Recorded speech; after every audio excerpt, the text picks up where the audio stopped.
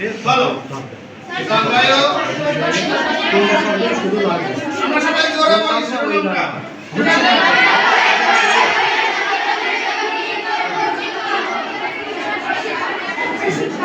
আমরা কি জলবায়ু আর আবহাওয়া এটা কি বুঝতে পারি? জি স্যার। জি স্যার। একজন বলো তো, তুমি বলো। কে বলছিল? তুমি বলো। আবহাওয়া কি? হ্যাঁ।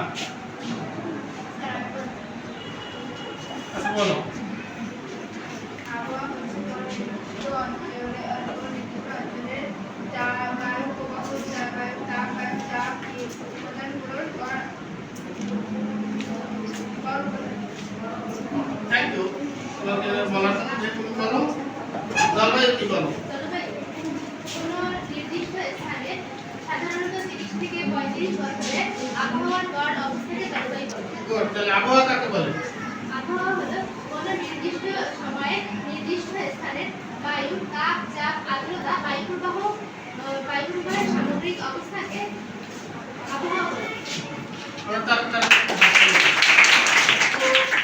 অ্যাড করি। এখানে একটা কথা হবে, আমরা যে প্রতিদিন টিভিতে খবর শুনি, কিসের খবর শুনি বলো তো? তাহলে সেখানে হবে দৈনন্দিন তাপমাত্রার গড় যেটা, সেটাই হলো আবহাওয়া। আর সেই দৈনন্দিন তাপের গড় তাপমাত্রা 20 থেকে 25 অথবা 25 থেকে 30 বছরের গড় তাপমাত্রা, গড় আবহাওয়া হচ্ছে জলবায়ু। তাহলে আবহাওয়া এবং জলবায়ুর ভিতরে মূল পার্থক্যটা কি? সময়। কে বলছে? দাঁড়াও তো। এক্সিলেন্ট এর জন্য হাততালি দিন। তাহলে আজকে আমরা এখানে সমবেত হয়েছি জলবায়ু পরিবর্তন জনিত সচেতনতা বৃদ্ধি এবং দুর্যোগ ও ঝুঁকি মোকাবিলা বিষয়ক কর্মশালা বা প্রশিক্ষণ আয়োজনে সন্ন্যাসী মাধ্যমিক বালিকা বিদ্যালয় এবং আমি বিধানভূষণ সিংহ অ্যাসিস্ট্যান্ট টিচার ইংলিশ এর দায়িত্বপ্রাপ্ত সহ আরো 4 সাবজেক্টের ছাত্ররা রয়েছে এখানে। ঠিক আছে? তার সাবজেক্ট কি? বাংলা, তারপরে গণিত আর হচ্ছে সমাজ বিজ্ঞান। সমাজ বিজ্ঞান বইতে তোমাদের দুর্যোগ সম্পর্কে আছে না লেখা? তারপরে ইংরেজি বইতে আছে ক্লাস 9 9 এবং 10 ইংলিশ ফার্স্ট পেপারে রিনিউয়েবল এনার্জি, তাই তো? আচ্ছা, এই যে আমরা যে দুর্যোগের সম্মুখীন হচ্ছি, এই দুর্যোগের জন্য দায়ী কারা? দায়ী কি কারণে দায়ী? যেখানে একজন বলো, যেখানে একজন বলো। বলো।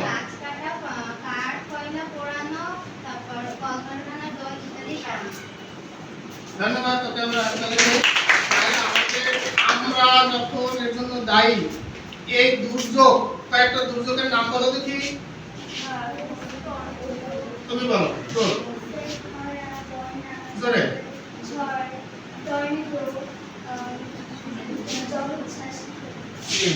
তুমি বলো। দাঁড়াও। আমরা এখানে কি কি ঘূর্ণিঝড়ের মানে কি কি দুর্যোগের সম্মুখীন হই? খরা, বন্যা, টর্নেডো, তারপরে আরেকজন কে বলতে পারবে? খরা, বন্যা, ঘূর্ণিঝড়, টর্নেডো এবং জলোচ্ছ্বাস, বন্যা এগুলো আমরা সম্মুখীন হই। আমরা সবাই হাততালি দেই। আমরা যে সমস্ত দুর্যোগের সম্মুখীন হই আমাদের এই এলাকায়, প্রথম হচ্ছে জলোচ্ছ্বাস, তারপরে বন্যা, খরা, লবণাক্ততা। আমাদের এই এলাকায় লবণাক্ততার কারণে মাত্র 1 ফসল হয়, আর সব জায়গায় 2-3 ফসল হয়। এই যে এখন যে জায়গায় লিচু হয়েছে, তারা ধান লাগাইছে, ধানের পর এখন লিচু, এরপরে লিচুর সাথে আম আছে, এক এক জায়গায় এক, কিন্তু আমাদের এখানে আর কোনো ফসল নাই, একমাত্র সুপারি ব্যতীত, তাও বছরে একবার। কিন্তু মাঠে একটা ফসলই হয়, তাও বৃষ্টির পানির উপর নির্ভরশীল। তাহলে আমরা এই যে জলবায়ুর যে পরিবর্তন, এই পরিবর্তনের জন্য দায়ী কারা? এই আবার এফেক্টেড হচ্ছে কারা? আমরা। কোন মানুষগুলো এফেক্টেড হচ্ছে? সমুদ্র, সমুদ্র উপকূলবর্তী যারা আমরা, তারাই বেশি এফেক্টেড হচ্ছে। তাহলে এবং এর কারণে কি কি ক্ষতি হয় বলতো? এই দুর্যোগের কারণে আমরা কি কি ক্ষতির সম্মুখীন হই?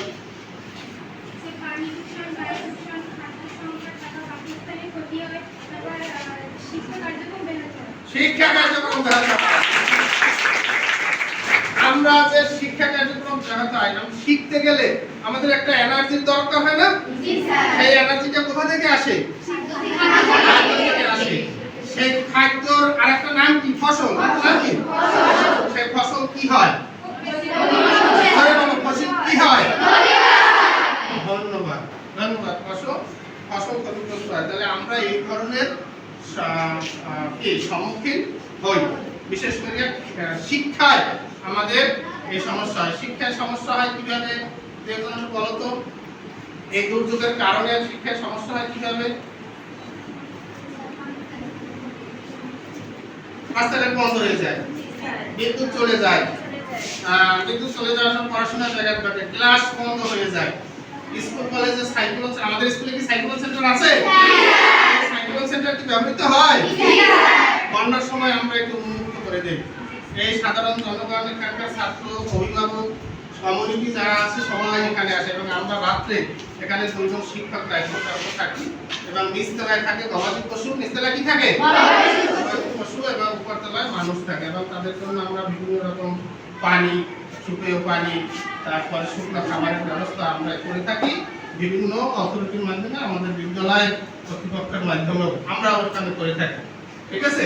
তাহলে এই দুর্যোগ, যেহেতু এই দুর্যোগ আমাদের কারণে হয়েছে এবং ক্ষতিগ্রস্ত হয়েছে কারা? এবং এর সাথে আরো বৈশ্বিক কারণ আছে।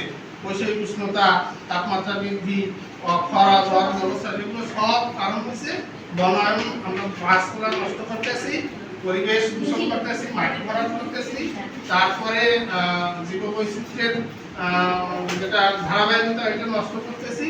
এই সমস্ত কারণে বিশ্বের তাপমাত্রা বেড়ে যাচ্ছে। আর তাপমাত্রা বাড়ার কারণে এই ধরনের ক্ষতি, আমরা এই ধরনের নতুন নতুন দুর্যোগ হচ্ছে। যদিও শিল্প বিপ্লবের কারণে, ইন্ডাস্ট্রিয়াল রিভলিউশনের কারণে এই দুর্যোগের কারণটা বেশি হয়। তাই এটা হয় উন্নত দেশের কারণে। তাই উন্নত দেশকে আমরা তাদেরকে দায়ী করতে পারবো না, তাদেরকে দায়ী করতে পারবো, অ্যাডভোকেসি করতে পারবো, বাট কিন্তু ক্ষতিগ্রস্ত হচ্ছে কারা? সরাসরি আমরা সাথে। তাই আমাদের এই যে আমরা যে ক্ষতিগ্রস্ত হচ্ছি, এ থেকে আমাদেরই প্রশমন করতে হবে। প্রশমন অর্থ কি? ছাড়িয়ে তোলা, কমিয়ে আনা। এই ক্ষতির সম্মুখীন যে আমরা হচ্ছি, এখান থেকে আমাদের কমিয়ে আনতে হবে, তাই তো? এই কমিয়ে আনতে আমাদের কিছু কিছু কাজ আছে। দুর্যোগ, বিভিন্ন দুর্যোগে বিভিন্ন রকম সিস্টেম। এই ক্ষতির হাত থেকে কমাই আনতে কি কি করা যাবে বলো তো? তুমি বলো। বনায়ন, তারপর ক্ষতির হাত থেকে আমরা কমানোর জন্য বেশি বেশি গাছ লাগাতে পারি। তারপর আমরা দূষিত পানি দূষণ না হয়, তারপর বিভিন্ন রোগ হয় পানি দূষণের কারণে। তার জন্য আমরা ভালো পানি, বিশুদ্ধ পানি সংরক্ষণ করব, ময়লা আবর্জনা পরিষ্কার করব। Thank you. এটা প্রশ্নটা ছিল কি বলো তো? প্রশ্নটা ছিল কি? দুর্যোগকালীন সময়ে আমাদের দুর্যোগের ক্ষয়ক্ষতি কিভাবে কমিয়ে আনতে পারি? এর প্রধান একটা কারণ হলো, প্রধান একটা উপায় হলো পূর্ব প্রস্তুতি। আমাদের পূর্ব প্রস্তুতি থাকতে হবে, কারণ আমরা এই দ্বারা এফেক্টেড হই। জলোচ্ছ্বাস, লবণাক্ততা, খরা, বন্যা, তাই না? আমাদের দেখো সুপেয় পানি, আমাদের বিদ্যালয়ে পানি পুকুর আছে, তারপরে কিন্তু আমরা পানি হারভেস্টিং করে আমাদের জন্য পানি বৃষ্টির জমিতে দেই, তাই না? এখন এই তারপরে আমাদের স্কুলে বন্যা সহিষ্ণু সবজি বাগান আছে, ঠিক আছে? এই যে সদস্য আছে কে কে সবজি বাগানে কে কে হাত তোলো তো? তোমরা এই সবজি বাগানের সাথে কাজ করো, তাই তো? বন্যা সহিষ্ণু। এটা হলো পূর্ব প্রস্তুতি। পূর্ব প্রস্তুতির মধ্যে কি হতে পারে?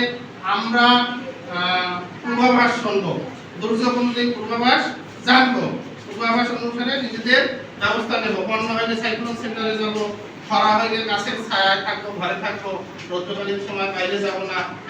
সব সময় সুন্দর পানি, সুপেয় পানি ব্যবহার করবো। পানির একটা প্রবাদ বাক্য আছে, বলো তো সেটা কি? No no, excellent. দাঁড়াও তো, কি বলছো? জোরে বলো সবাই। বিশুদ্ধ পানির অপর নাম জীবন। এইটা আমাদের মাথায় রাখতে হবে। সকল সমস্যার মূল উৎপত্তি হয়েছে এই পানি থেকে। এজন্য পানিটা আমাদের সুন্দর সুপেয় পানি হতে হবে। তাহলে থ্যাংক ইউ। আমরা তাহলে কি জানতে পারলাম? আমাদের এই দুর্যোগ থেকে ক্ষয়ক্ষতি কমিয়ে আনতে আমাদের কি করতে হবে? পূর্ব প্রস্তুতি নিতে হবে। তারপরে আমাদের ভিতর থেকে স্বেচ্ছাসেবক কমিটি গঠন করতে হবে, তাই তো? আমরা আবার যেন কি করতে পারি, দুর্যোগকালীন সময়ে আমরা মানুষ এই যে পূর্বাভাসের মাধ্যমে মানুষকে সচেতন করতে পারি এবং সর্বোপরি উদ্ধার কার্যক্রম পরিচালনা করতে হবে। সর্বশেষ হচ্ছে টেকসই দুর্যোগ প্রতিরোধ ব্যবস্থা আমাদের থাকতে হবে। সেই টেকসই দুর্যোগ প্রতিরোধ ব্যবস্থার মূল উপাদান হচ্ছে বনায়ন। মূল উপাদান হচ্ছে কি? বনায়ন। বুঝতে পেরেছো? বনায়ন তাহলে বনায়ন কে করতে পারে? আমি করতে পারি, তুমি করতে পারো। আমাদের স্কুলে আমরা গাছ লাগাইছি না? তোমাদের আমি ক্লাসে বলেছি যে সবাই একটা ফলের গাছ লাগাবো। এই বাড়িতে তুমি একদিন থাকবে না, ফল গাছটা থাকবে। ফল গাছটা তখন তোমার আপন হয়ে যাবে। প্রত্যেকের বলেছি না, বলি যায় যে তুমি একটা ফলের গাছ তুমি লাগাবো। তাহলে গাছ যত বেশি হবে, এটার একটা বৈজ্ঞানিক ব্যাখ্যা হয়েছে জিরো সয়েল, অর্থাৎ কোনো জায়গার কোনো শূন্যস্থান থাকবে না।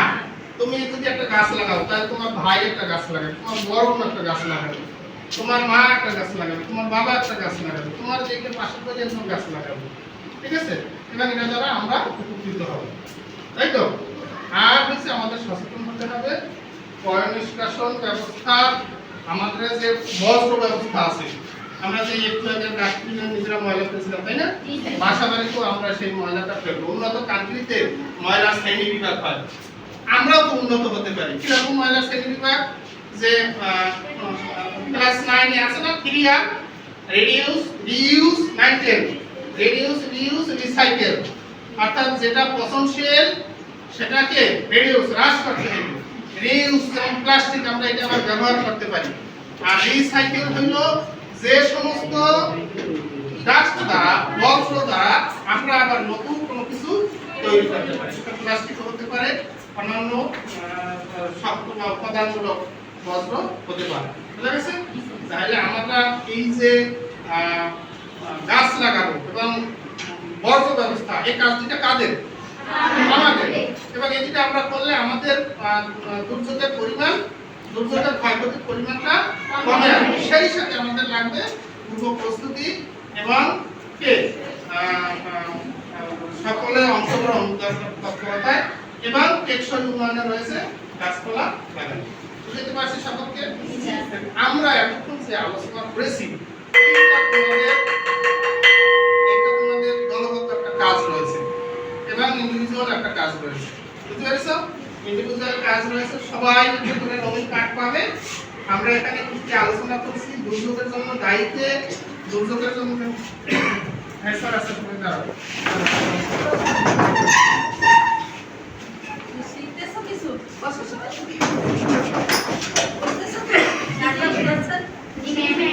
খেয়াল করো, প্রশ্ন করবো কিন্তু আমি। ঠিক আছে? সবাই মনোযোগের সাথে দেখবা। ঠিক আছে? ধন্যবাদ ম্যাডাম। ধন্যবাদ জন্য আমরা সবাই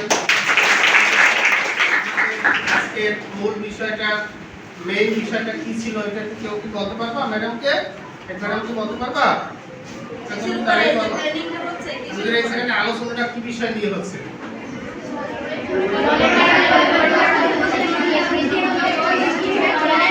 এটা আছে তো একজনে দাঁড়াই বলো। একজন দাঁড়ায়,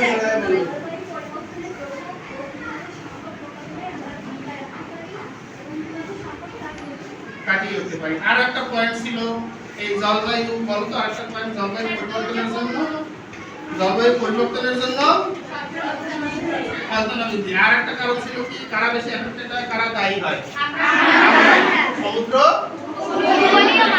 আমরাই বেশি দায়ী হয়। তাহলে তোমাদের এবার ইন্ডিভিজুয়াল কাজ এবং গ্রুপ কাজ শুরু হবে।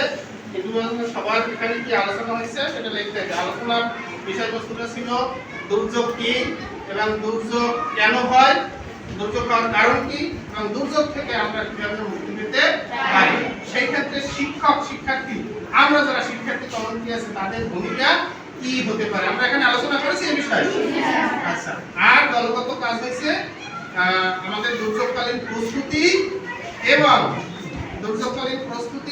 প্রশমন এবং টেকসই উন্নয়ন, টেকসই ব্যবস্থার ভিতরে আমরা কি করেছিলাম মূলত